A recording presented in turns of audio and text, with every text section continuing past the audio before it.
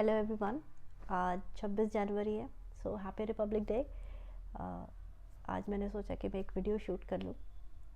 मेरी तबीयत 2-3 दिन से ठीक नहीं है, but still I am trying to gather some stamina and sit down and talk to you people.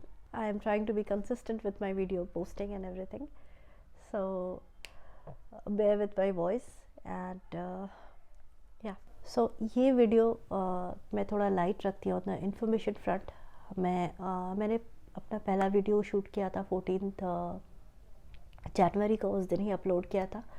And I got a lot of blessings और इनकरेजमेंट फ्रॉम एवरीवन, जिससे भी मैंने शेयर किया. सो मुझे आई फेल्ट रियली गुड.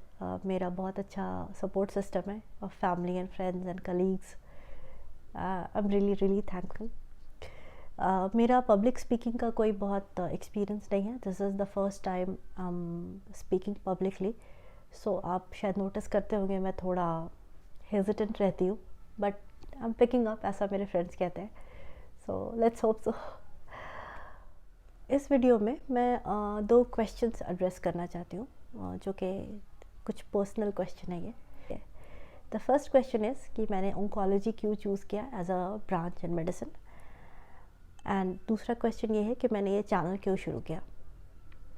तो पहले first question answer करते हैं. Yes, oncology is a gloomy branch. लोग ऐसा समझते हैं कि थोड़ा ऑफ द जनरल ब्रांचेस है ये.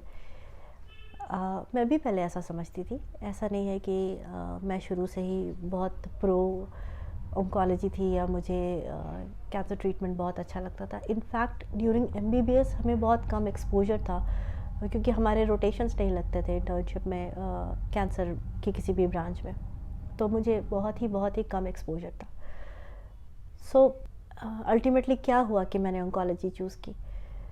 ऐसा बोलना चाहिए कि I didn't choose oncology chose me. Okay, ये कैंसर ट्रीटमेंट मैंने चूज़ नहीं किया as a branch of medicine. It came to me somehow. I am thankful to God कि मैंने ये सब्जेक्ट बाद में लिया.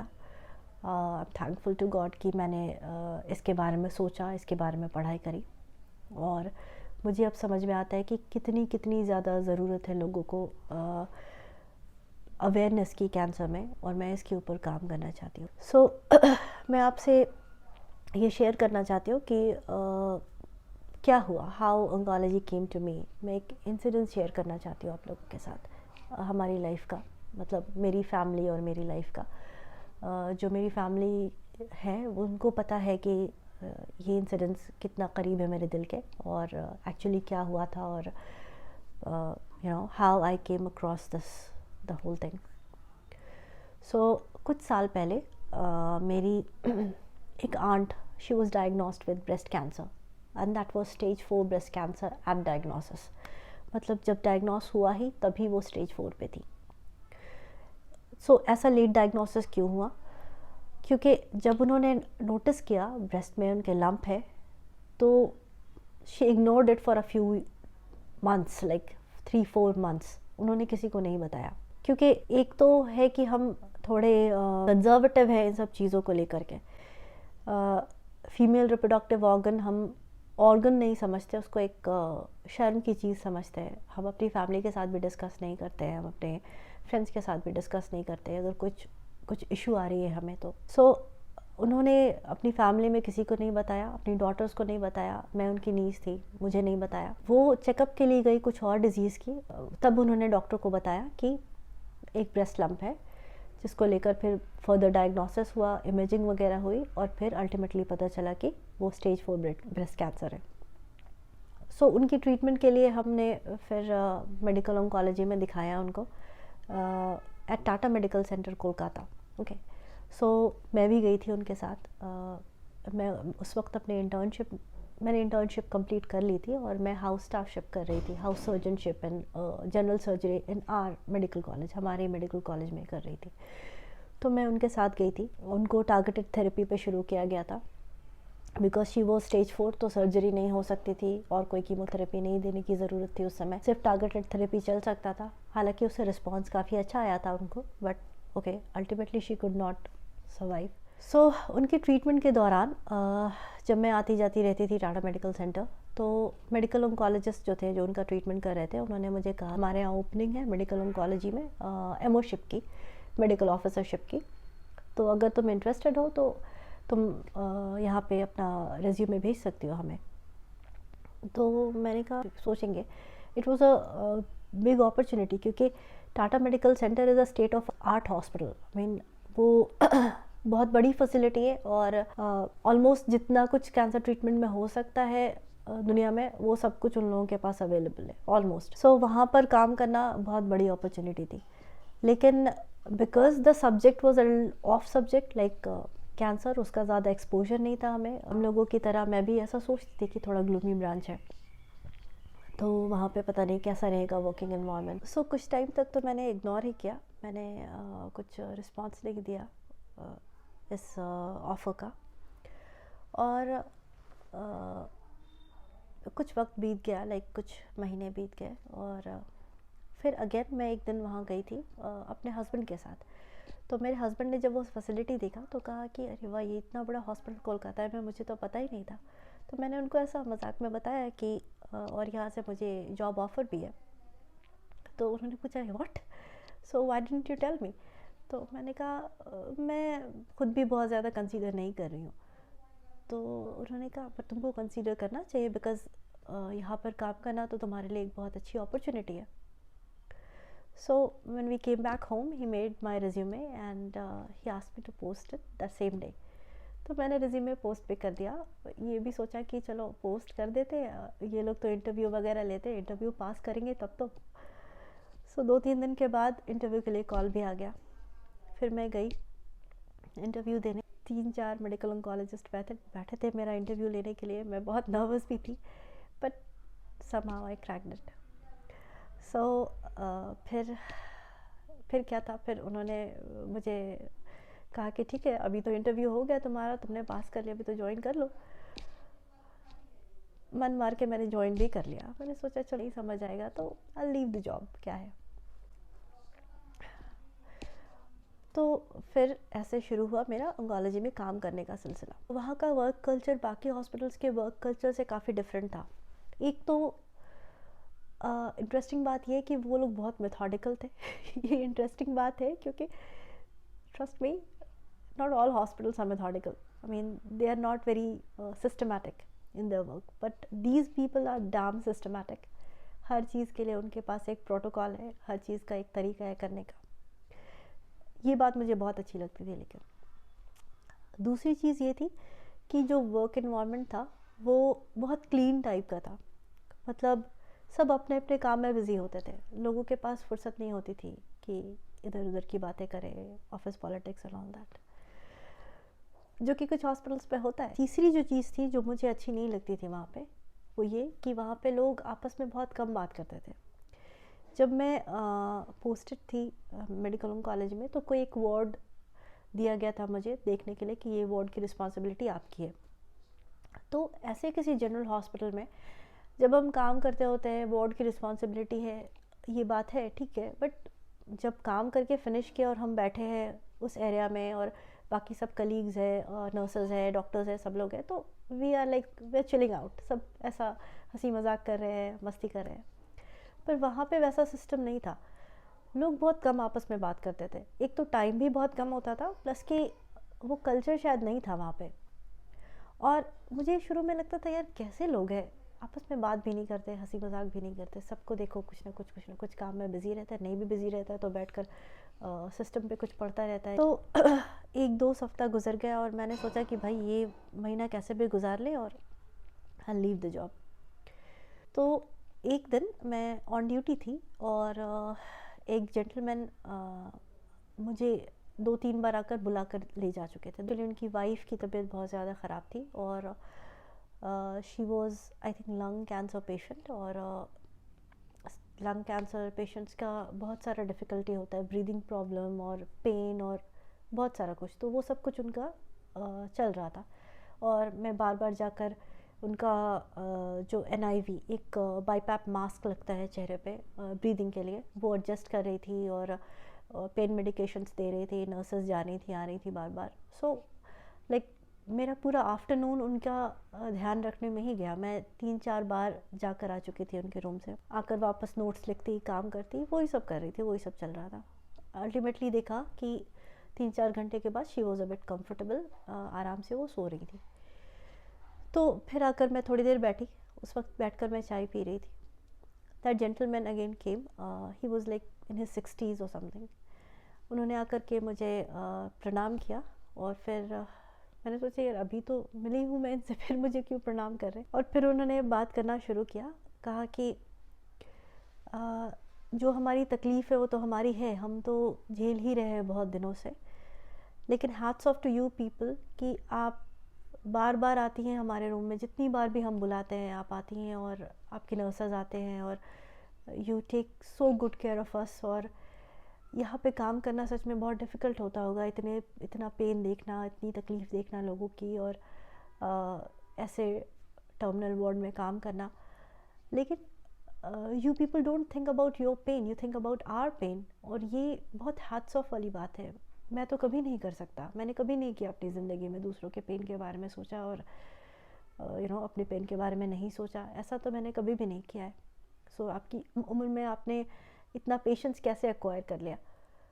मैंने कुछ कहा नहीं उनसे, मैंने कहा see sir this is my job, तो मुझे तो करना पड़ेगा। I smiled and I thanked him for the appreciation and everything. Then he left. फिर 2-3 दिन के बाद उन्होंने मेल लिखा मेरे सीनियर को and he praised us a lot, not just me, the sisters also, मतलब जो नर्सेस थी, बट मेरा नाम स्पेसिफिकली उस मेल में था। वो मेरे सीनियर्स ने मुझे फॉरवर्ड किया और फिर उन्होंने भी बहुत अप्रिशिएट किया। So that moment was really different for me. मैं ऐसा एक्सप्रेस नहीं कर सकती, बता नहीं सकती कि मुझे कितनी खुशी हुई थी उस टाइम पे। मैंने फिर उस टाइम सोचा कि चलो थोड़े दिन और काम कर लेते हैं यहाँ पे। सो मैं थोड़े दिन और रुक गई वहाँ पे। धीरे धीरे मैंने ये समझा कि ये लोग क्यों नहीं बात करते इतनी ज़्यादा, क्यों नहीं हंसते, क्यों नहीं जो भी इजी इन्वायरमेंट यहाँ पे रखते हैं, क्योंकि they are very sensitive about the patients.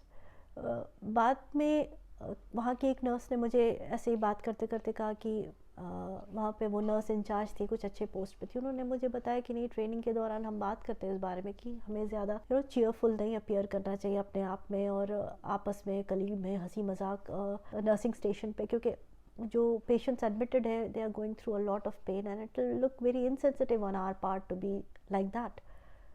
और मुझे बहुत अच्छा लगा सुनकर, मुझे बहुत ह्यूमेन लगा ये सुन कर के, लगा कि wow, these people think from the patient's perspective too। पता नहीं लोग डॉक्टर्स को और नर्सेस को कैसा समझते हैं, लेकिन हम रोज़ लोगों के साथ बात करते हैं, लोगों की तकलीफ़ें सुनते हैं। कुछ एक वक्त के बाद हम में थोड़ी इनसेंसिटिविटी आ जाती है, हमको लगता है ये हमारा काम है।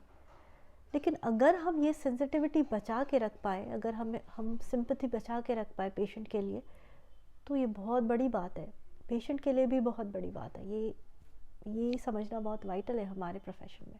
सो देन इस इंसिडेंस के बाद मैंने सोचा थोड़े दिन रुकते हैं, काम करते हैं यहाँ पे, देखते हैं कि क्या होता है, how it goes.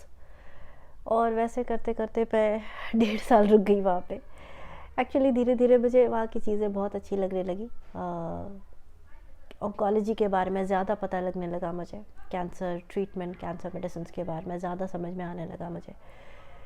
And affinity for the subject grew. This is how oncology chose me, and ultimately जब मैंने पोस्ट ग्रेजुएशन के लिए अप्लाई किया तो सब्जेक्ट चॉइस में ओंकोलॉजी फर्स्ट पे था। सोचा कि मिल जाएगा तो चलो, I'll enjoy the life। ये तो हुआ कि मैंने क्यों ओंकोलॉजी चूज़ किया या ओंकोलॉजी ने क्यों मुझे चूज़ किया। दूसरा क्वेश्चन ये कि मैंने क्यों ये चैनल शुरू किया। तो ये वीडियो तो मुझे पहले बनाना चाहिए था, अपना फर्स्ट वीडियो पोस्ट करने से भी पहले, लेकिन समहाउ आई स्किप्ड इट। मुझे बहुत कंफर्टेबल फील नहीं हो रहा था अपने बारे में बताने में उस वक्त, तो मैंने सोचा चलो बाद में कभी ये शूट करेंगे।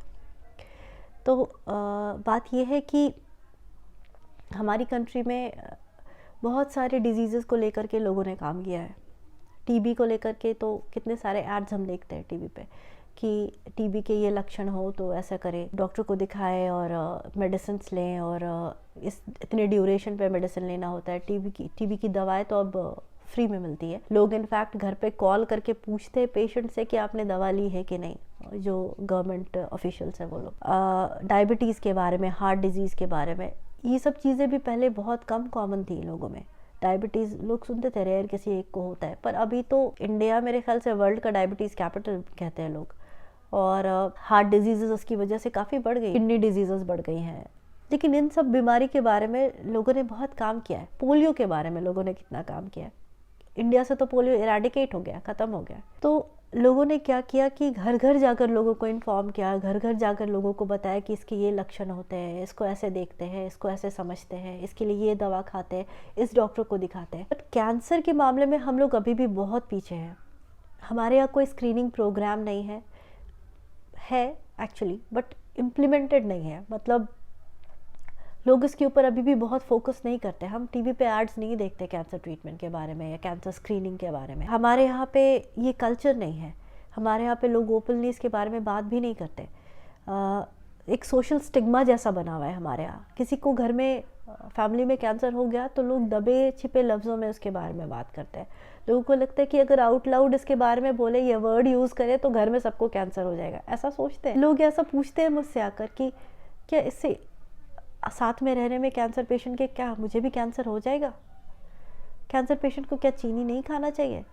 कैंसर पेशेंट को क्या खट्टा नहीं खाना चाहिए? I mean what not. कुछ लोग तो ऐसा बोलते हैं कि नहीं, स्मोक करो ना करो कोई फ़र्क नहीं पड़ता, हो कैंसर होने का होगा तो हो ही जाएगा। ठीक है, कुछ पॉइंट पे मैं एग्री करती हूँ इस बात पे, बट स्मोकिंग, टोबैको चुइंग यानी तंबाकू खाना, शराब पीना, अल्कोहलिज्म, बैड लाइफस्टाइल, ये सब बहुत बहुत बड़े फैक्टर है कैंसर होने के लिए। प्लस कि जितनी चेंजेस आ रहे हैं अभी हमारे इन्वायरमेंट में, इन्वायरमेंटल रेडिएशन बहुत बढ़ गया है। बैकग्राउंड रेडिएशन कहते हैं हम उसको, काफ़ी बढ़ गया है because of whole sort of things that we are using. इतनी सारी नई चीज़ें हम लोग यूज़ कर रहे हैं। द लाइफस्टाइल चेंज जो कि मैंने बात किया ब्रेस्ट कैंसर वाले वीडियो में, वो बहुत बड़ा फैक्टर है। अब ऐसा होगा कि हम ज़्यादा से ज़्यादा लोगों को देखेंगे कि वो कैंसर से पीड़ित, लेकिन लोगों को शुरू में तो नहीं पता रहेगा कि ये कैंसर है। तो लोग कैसे जाएंगे अपने first stage, second stage, third stage में दिखाने के लिए? लोग शायद एंड अप करेंगे फोर्थ स्टेज में। मैं आपको ये बताना चाहती हूँ इस वीडियो में क्लियरली कि फर्स्ट और सेकंड स्टेज में हम बहुत सारे कैंसर्स को क्योर कर सकते। थर्ड स्टेज में थोड़ा सर्वाइवल एडवांटेज दे सकते हैं पेशेंट को, लेकिन फोर्थ स्टेज में अभी भी बहुत मुश्किल है पेशेंट को क्योर करना। Apart from a few cancers, बहुत कम है जो कि हम फोर्थ स्टेज में भी ट्रीट कर सकते हैं, लेकिन स्टेज 4 कैंसर को हम ट्रीट नहीं कर सकते। तो ये बहुत वाइटल होगा लोगों को कि अपने अंदर जो चेंजेस आ रहे हैं वो समझना, जानना और उसको रिपोर्ट करना। It will be very vital for the patient. वो पता होना चाहिए कि क्या लक्षण होते हैं कैंसर के। टीबी के लक्षण सबको पता है, पर कैंसर के लक्षण अनफॉर्चुनेटली लोगों को नहीं पता होता है। लोग जानना भी नहीं चाहते, बट नहीं जानना कोई सल्यूशन नहीं है। WHO का ऐसा कहना है कि कुछ सालों में 2050 तक में शायद हर दूसरे आदमी को कैंसर होगा। 2 लोग बैठे उसमें से एक को हो सकता है। तो हमें पता होना चाहिए उसके बारे में, हमें जागरूक होना चाहिए उसके बारे में, so that we can fight it. अरे इसको हम ऐसा सोचेंगे कि नहीं मुझे नहीं होगा क्योंकि हम उसकी तरफ नहीं देख रहे, ऐसा नहीं होता। इट्स लाइक कि मेरे तरफ गोली आ रही है और मैंने आंखें बंद कर ली तो गोली मुझे नहीं देख सकती, या फिर एनीथिंग ऑफ दैट सॉर्ट। मैंने ये चैनल इसलिए शुरू किया ताकि मैं लोगों को अवेयर कर सकूँ इसके बारे में।